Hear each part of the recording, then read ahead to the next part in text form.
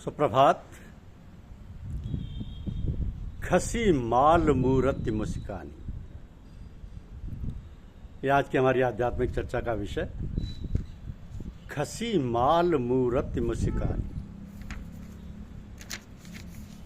संसार के भिन्न भिन्न धर्मावलंबियों ने अपने भिन्न भिन्न मतानुसार प्राप्ति के साधनों के विषय में बहुत कुछ लिखा है। सबके तरीके अलग अलग हैं। महापुरुषों के कथनानुसार सब सही है। उन सब धर्मों में मत भिन्नता के बावजूद सारे धर्म एक विषय पर लगभग सहमत हैं कि बिना गुरु की प्राप्ति के ईश्वर प्राप्ति संभव नहीं है। गुरु प्राप्ति यदि हो जाए तो ईश्वर प्राप्ति में देर नहीं लगती।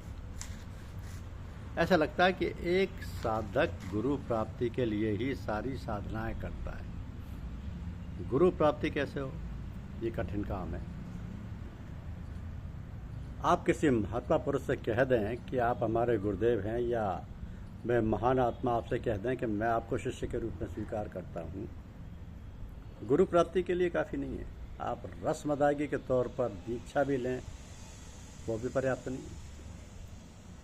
सद्गुरुजनों का कहना है कि गुरु कोई शरीर नहीं होता, ये एक आध्यात्मिक स्थिति है, रूहानी महराज है, स्पिरिचुअल होराइजन है। इस मुकाम पर पहुंचने पर सत्य के दर्शन होने लगते हैं। लेकिन इस स्थिति तक पहुंचने में जो वस्तु सबसे बड़ी बाधा बनती है वो है मैं। जब मैं था तब गुरु नहीं, अब गुरु हैं मैं नाही। प्रेम गली अति साकरी, या मैं दो न समा। इसी बात को महात्माओं ने भिन्न भिन्न रूप से कहा है कि ये तो घर है प्रेम का, खाला का घर नाई। शीश उतारे मुई धरे, सो बैठे इहिमाई। जब लग नहीं मन भरत है, जब लग नहीं मन मरत है, तब ना ही जरी जात। तब लगे सूरत शाम की, सपने हो नहीं लखात। इसी स्थिति को प्राप्त करने के लिए भिन्न भिन्न धर्मों ने अनेक साधनों का सहारा लिया है। पूज्यपाद चचा जी साहब, महात्मा राम सिंह जी साहब कहा करते थे कि भाई या तो किसी के हो जाओ या किसी को अपना बना लो। इन दोनों स्थितियों की प्राप्ति के लिए मैं का नष्ट होना आवश्यक है। अब हमारे यहाँ के साधु सन्यासी लोग इस स्थिति की प्राप्ति के लिए बड़ी कठिन साधनाएं करते रहे कि मैं खत्म हो जाए। जून सन 1954 में परम संत महात्मा ब्रजमोहन लाल जी साहब ने ऋषिकेश में एक आध्यात्मिक शिविर का आयोजन किया था, जो प्राय 15 दिनों तक चला। उसमें कुछ ही लोग बुलाए गए थे। सारे कार्यक्रम भंडारों की तरह होते थे। भोजन व्यवस्था सत्संगी बंधुओं की, धर्मपत्नियों के सुपुर्द थी। उन्हें आवश्यक सामग्री उपलब्ध कराने की जिम्मेदारी कुछ भाइयों के सुपुर्द थी। तो हमारे एक सत्संगी भाई जो देहरादून, हरिद्वार, ऋषिकेश क्षेत्र के एक उच्च अधिकारी थे, व्यापारियों का निरीक्षण करने के लिए एक विदेशी बड़ी सी कार पर जाया करती थी। उनके सुपुर्द नित्य प्रति जलाने के लिए लकड़ी लाने का जिम्मा था। पूज्यपाद महात्मा ब्रजमोहन लाल जी साहब ने उनको यह हिदायत दे रखी थी कि आप रोज लकड़ी लाया करें तथा अपने कंधे पर रखकर लाया करें। उस बाजार के बीच से जहां वे सूट पैंट पहनकर कार पर सवार होकर निकला करती थी, अब उसी बाजार में से टोपी, कुर्ता, पायजामा पहनकर लकड़ियां कंधों पर रखकर निकलते थे। महात्मा जी साहब ने फरमाया था कि अपनी नज़र नीचे किए रहें, ये ख्याल करके चले कि ये लकड़ियां उनकी नहीं बल्कि मेरे यानी ब्रजमोहन लाल जी के कंधे पर हैं। भाई साहब बतलाया करते थे कि पहले दिन तो कुछ उलझन महसूस हुई, फिर ऐसा महसूस होने लगा जैसे कि उनका हाथ मेरे कंधे पर है। तो लकड़ियां उतार देने के बाद ऐसा महसूस होता था कि जैसे हमसे कुछ छीन लिया गया। तो हमारी गुरु परंपरा में एक बहुत बड़े बुजुर्ग हुए हैं, उनके शिष्य भी बड़े ही उच्च कोटि के महात्मा हुए हैं। पहले वाले बुजुर्ग ने अपने सुपुत्र को हिदायत दे रखी थी कि मेरे मरने के बाद मेरे उन शिष्य के पास चले जाना तथा अध्यात्म विद्या की पूर्णता प्राप्त कर लेना। तो अपने पिताजी के स्वर्गवास के बाद सुपुत्र अपने पिताजी की आज्ञानुसार उन दूसरे बुजुर्ग के पास गए। उन्होंने गुरुपुत्र की हैसियत से उनका बड़ा ही आदर व सम्मान किया। इस पर उन गुरुपुत्र ने कहा कि आज मैं आपके पास आपके गुरुपुत्र की हैसियत से नहीं आया हूँ। आज मैं अपने पिताजी की आज्ञानुसार आध्यात्मिक ज्ञान की भिक्षा मांगने आया हूँ।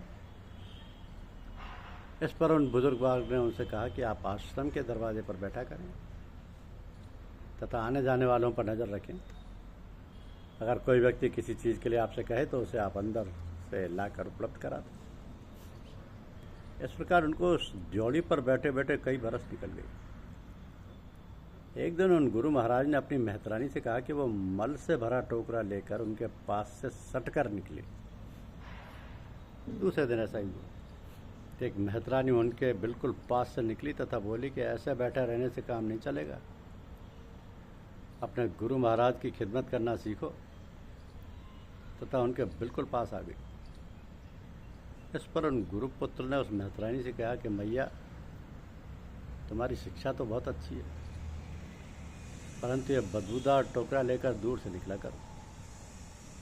इसके बाद मेहतरानी चली गई तथा उसने सारा किस्सा गुरु महाराज को सुना दिया। इस पर गुरु महाराज ने कहा, कल तुम मल का टोकरा लेकर उनके बिल्कुल पास से निकलना, और अगर वे कुछ बचाव करने का प्रयास करें तो यह टोकरा उनके ऊपर ही उलट देना। दूसरे दिन वो मेहतरानी गुरु महाराज के कहने के अनुसार वह मल का टोकरा लेकर उनके पास से निकली। उसे देखकर उन गुरुपुत्र ने उनसे कहा कि मैया, आपसे कहा कि जरा दूर से निकला करो। इस पर मेहतरानी ने कहा कि इस टोकरे में मैं आपके गुरु महाराज का पाखाना है, मैं रोज़ उसे छूती हूँ और प्रसन्न रहती हूँ। आप इससे नफरत करते हैं? ऐसा कहकर उसने वह मल भरा टोकरा उनके गुरुपुत्र पर उलट दिया और गुरुपुत्र उस मल से लथपथ हो गए तथा हाथ जोड़कर उस मेहतरानी से क्षमा याचना करने लगे तथा अपने दोनों हाथों से उस मल को टोकरे में भरने लगे। यह सारा दृश्य उनके गुरु महाराज एक खिड़की से देख रहे थे। उन्होंने अपने एक सेवक को अपने पास बुलाकर आज्ञा दी कि उन गुरुपुत्र को अच्छी प्रकार से नहलाकर नए कपड़े पहनाकर उनके सामने पेश किया जाए। जब नहा धोकर वे गुरुपुत्र उनके सामने आए तो वह गुरु महाराज उनके सामने हाथ जोड़कर खड़े हो गए। उन्हें गुरु परंपरा में दीक्षित किया तथा पूर्ण गुरु पदवी प्रदान की। वो पोशाक टोपी सहित जो उनके गुरु महाराज यानी उनके पिताजी ने उन्हें दी थी उनको पहना दी तथा बहुत सी भेंटें उनके लिए व उनकी अपनी गुरु माता के लिए देकर शहर के बाहर तक उन्हें पहुंचाए। तो अहम को समाप्त करने का यह एक तरीका है। इन स्थितियों से सारे बुजुर्गान हजरत मौलवी फजल अहमद खां साहब, पूज्यपाद लाला जी साहब, पूज्यपाद चचा जी साहब को बरसों रूबरू होना पड़ा। इल्लत, जिल्लत व किल्लत, यह हमारे साधना मार्ग के सोपान हैं। यह निवेदन किया जा चुका है कि गुरु कोई शरीर नहीं होता, यह एक उच्च कोटि की आध्यात्मिक स्थिति है। इसे प्राप्त करने पर सत्य के दर्शन सुलभ हो जाते हैं। महात्मा तुलसीदास जी महाराज ने इस स्थिति को श्री रामचरितमानस में यूँ व्यक्त किया है कि खसी माल मूरत मुस्कानी, खसी माल मूरत मुस्कानी, यानी अहम की माला जो हमने अपने गले में डाल रखी है, जब वो उतर जाती है तब मूरत मुस्कानी यानी उस सत्य के दर्शन होने लगते हैं। तो गुरु बनना बड़ा आसान मालूम होता है, मगर शिष्य बनना लोहे के चने चबाना है। जिस गुरु में शिष्यत्व कूट कूट कर ना भरा हो,